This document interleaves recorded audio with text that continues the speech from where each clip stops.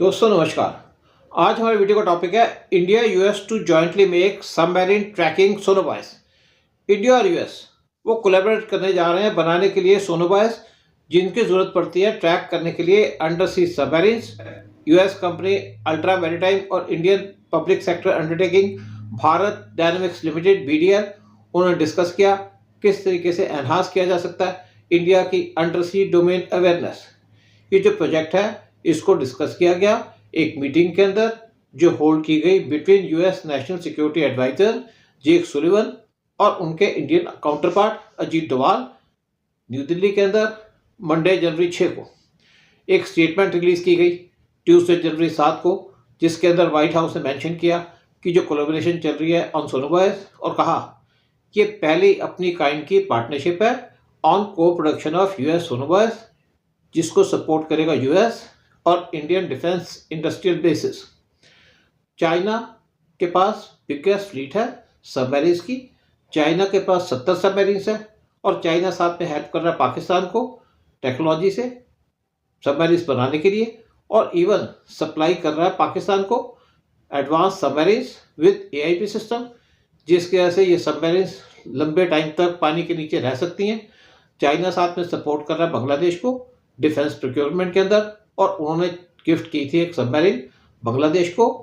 दूसरी तरफ eastern edge of Bay of Bengal Myanmar वहाँ पे भी चाइना इसने एस्टेब्लिश कर लिया अपना फुट होल्ड। सोनोबायस एक सोफेस्टिकेटेड डिवाइस है जिसको यूज़ किया जाता है primary in maritime operations for under water detection और मॉनिटर करने के लिए सबमरीन्स। सोनोबायस एक की टूल है इन एंटी सबमरीन वॉरफेयर और ओशनोग्राफिक रिसर्च। नेवीज डिप्लॉय करती है सोनोबायस को फ्रॉम एयरक्राफ्ट या शिप से।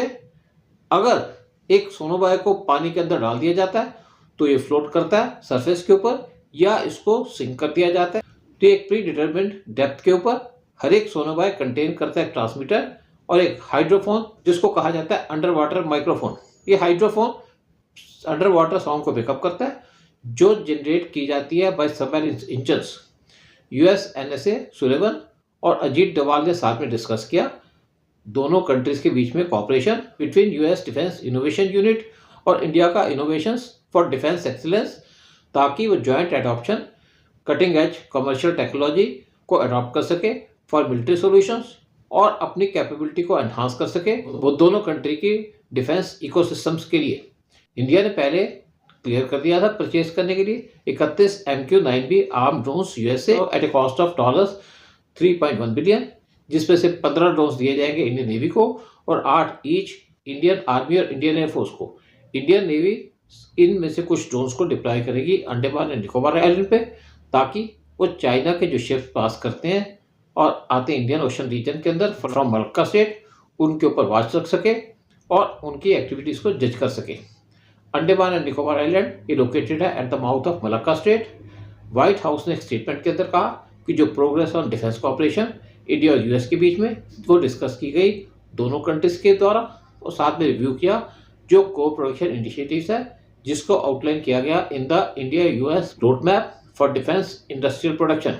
इंडिया यूएस ने साथ में डिस्कस किया ongoing joint venture by GE aerospace और Hindustan Aeronautics Limited for co production of GE F414 engines India के तेजा MK1 एयरक्राफ्ट के लिए। जय हिंद जय भारत।